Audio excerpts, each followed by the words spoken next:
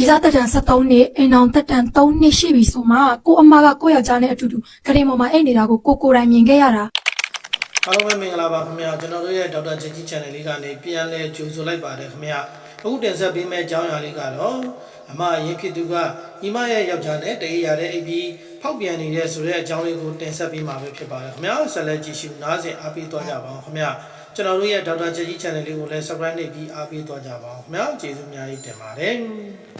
်အဲ့တော့ကိုအသက်က14နှစ်ပဲရှိသေးတာသူအသက်က6ထက်5နှစ်တောင်မှကြီးတယ်သူကပွေလဲရှုပ်တယ်လို့သတင်းတွေကြားပေမဲ့သူနဲ့ကိုနေကအိမ်ကြီးချင်းလည်းဖြစ်တယ်ကျူရှင်ကလည်းအတူတူပဲဆိုတော့တော်လေးကိုရင်းနှီးခင်မင်းတဲ့အစင်းထဲမှာတော့ပါတယ်တရက်ကြတော့အเจ้าစုံညီပွဲရှိလို့မလို့ကျူရှင်ပိတ်ထားတာကိုမသိဘဲနဲ့နှစ်ယောက်သားကျူရှင်သွားကြတာသွားတော့ဆရာမကနေကျူရှင်ပိတ်တယ်ပြောတာနဲ့အိမ်လည်းမပြန်ကျင်သေးဘူးဆိုပြီးတော့မုတ်သွားစားကြတာအဲ့မှာပဲ तू ကကိုဖွင့်ပြောတယ်ကိုရင်ကလည်းကျူရှင်မသွားဘဲနဲ့အပြုံသွားပြီးမုတ်စားနေတယ်ဆိုတာကိုသိတော့လိုက်လာတယ်အဲ့မှာပဲ तू ကလည်းအဖြေမပေးရင်ကိုလက်ကိုလွတ်မပေးဘူးကိုမေကလည်းကိုအတင်းဆွဲခေါ်ဆိုတော့ဘေးဘက်ဝင်းကြီးကလည်းအကုန်ဝိုင်းကြည့်နေကြတာနဲ့ကိုလည်းရှက်နဲ့အဖြေပေးခဲ့လိုက်တော့သူနဲ့ကိုနဲ့ချစ်သူဖြစ်သွားတယ်သူကကြတော့10တန်းကို3နှစ်တောင်ကြာထားတာဆိုတော့တခြားအဝေးကိုထားပြီးတော့မှအဲ့ကကျူရှင်ကိုတက်ပြီးတော့ပြန်ဖြေခိုင်းမယ်ဆိုပြီးသူမိဘတွေကအဝေးကိုလွတ်လိုက်တယ်အဲ့ဒါကြောင့်မလို့ကိုနဲ့သူနဲ့ကဝေးသွားတယ်ဒါပေမဲ့ဆက်သွယ်မပြတ်ကြဘူးတယောက်နဲ့တယောက်စာတွေပို့ပြီးတော့ဆက်သွယ်ခဲ့ကြတယ်ကို10တန်းနှစ်ကိုရောက်တော့ကိုလည်းအဆောင်နေရမှာ10တန်းကျောင်းသူလည်းဖြစ်တာဆိုတော့အဲ့ချိန်မှာဆက်သွယ်ပြတ်သွားတယ်ဒါပေမဲ့10တန်းပြည့်တဲ့အချိန်ကိုလည်းအိမ်ပြန်ရောက်တဲ့အချိန်သူလည်းအိမ်ပြန်ရောက်နေပြီဆိုတာနဲ့သူ့အိမ်ကိုဝမ်းသာအားရသွားခဲ့တယ်သူ့အမေနဲ့တွေ့တော့သူ့အမေကိုလည်းမေးတယ်ပေါ့နော်အန်တီသားပဲသွားလ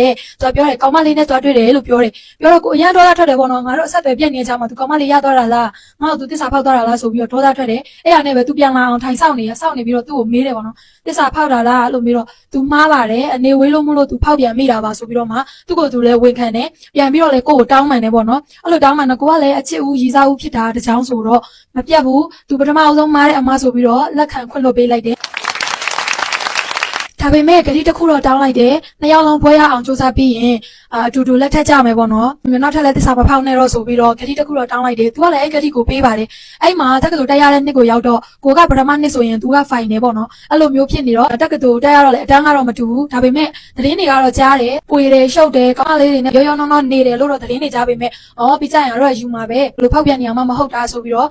သိခံထားတယ်ပေါ့နော်သူကဘာပြောလဲဆိုလို့ရှိရင်ပွဲရအောင်လုပ်ပြီးလို့ပွဲရလို့ရှိရင်အလောက်ကန်တစ်ခုတေချာရရင်ကိုရိုနီယာအတူနေဖို့အတွက်အိမ်လေးရခြံဝိုင်းလေးရဝယ်မယ်ဆိုပြီးတော့လေကိုကိုပြောထားတယ်ပေါ့နော်ကိုကတော့မန်တိုင်းပြောရအချစ်ကိုရီးစားဖို့ဖြစ်တဲ့အတွက်သူ့စကားအားလုံးကိုယုံတယ်သူ့ကိုလည်းယုံတယ်ပေါ့နော်ပွေတယ်ရှုပ်တယ်လို့ကြားပေမဲ့လည်းကိုချစ်တာရောဆိုတော့နားလေလက်ခံပေးထားတယ်အဲ့မှာပဲသူပွဲရပြီးအလောက်ကင်စင်ပြေတော့ကြတော့သူပြောတဲ့အတိုင်းတော့လုပ်ပါတယ်သူပတ်စံနေလဲစုတယ်ဟို final နှစ်ကိုရောက်တဲ့အချိန်ထိသူပဲထောက်ပံ့ပေးတာပေါ့နော်ကိုယ့်ရဲ့အကြောင်းစရိတ်တွေနေစိတ်စားစရိတ်တွေကိုကိုယ့်အိမ်ကနေပြီးတော့မှထောက်ပံ့မခံဘဲနဲ့သူပဲထောက်ပံ့ပေးတယ်သူပဲ support အဖြစ်ပေးခဲ့တယ်ဟို final နှစ်ကိုရောက်တဲ့အချိန်မှာကိုယ့်ရဲ့အမကထိုင်းကနေပြန်လာပြီပြန်လာတော့ကိုယ့်ရဲ့ကောင်လေးကလည်းရုပ်ရည်လည်းအတင်းတင်းရှိတယ်စကားပြောဆိုကလည်းတက်တယ်ဆိုတော့အဲ့ဒီအချိန်မှာပဲကိုယ့်အမကသူ့ကိုစိတ်ဝင်စားသွားတယ်တဲ့အဲ့ဒါကြီးလည်းနောက်မှသိတာပါအစားကတော့မသိဘူးပေါ့နော်ကိုကမောင်နှမချင်းပဲငါကောင်လေးဆိုလဲငါအမသိနေတာပဲဆိုပြီးတော့မှစိတ်ထဲမှာတန်ကြားစိတ်မထားခဲ့ဘူးအဲ့မှာကိုចောင်းပြီးတော့လေကိုကောင်လေးကလက်ထပ်ဖို့အတွက်ပြောတယ်ဒါပေမဲ့ကိုကနေအောင်ကိုတိုင်ငွေရှိအောင်ရှာနိုင်မှလက်ထပ်ချင်တယ်ခဏတော့စောင့်မအောင်လို့ပြောလိုက်တယ်ပေါ့နော်အဲ့တော့အဲ့ချိန်ထိလေသူကကိုကိုလက်ထပ်ခွင့်တောင်းနေဆိုပေမဲ့လေတခြားမိန်းကလေးတွေနဲ့ဘာသာညာတန်ကြားနေတော့မယ်ကွာဒါပေမဲ့သူငါ့ကိုယူပြီးရင်တော့သူဒီချိုးတွေပြောင်းသွားမှာပါဆိုပြီးတော့မှနားလေလက်ခံပေးထားတယ်ဒီလိုနဲ့ပဲကိုကလည်းအလောက်ကိုင်းတစ်ခုနဲ့အခြေတခြားဖြစ်လာပြီးဝင်ငွေလည်းရှိလာတဲ့ချိန်မှာသူကလက်ထပ်ဖို့အတွက်ထပ်ပြီးတော့တောင်းဆိုတယ်ပေါ့နော်ဒါပေမဲ့တကယ်ချင်းအားလုံးပဲမင်္ဂလာပါခင်ဗျာအခုတစ်ခါတင်ဆက်ပေးကြတာကတော့ကျွန်တော်တို့ရဲ့ဒေါက်တာကြီး channel ကနေတင်ဆက်ပေးကြတာပဲဖြစ်ပါတယ်ခင်ဗျာကျွန်တော်တို့ရဲ့ channel လေးကို subscribe မနေရသေးဘူးဆိုရင် subscribe လေးနှိပ်ပြီးအားပေးသွားကြပါ like and share လေးတွေလည်းလုပ်ပြီးအားပေးသွားကြပါအောင်ခင်ဗျာအားလုံးပဲကျေးဇူးအထူးတင်ပါတယ်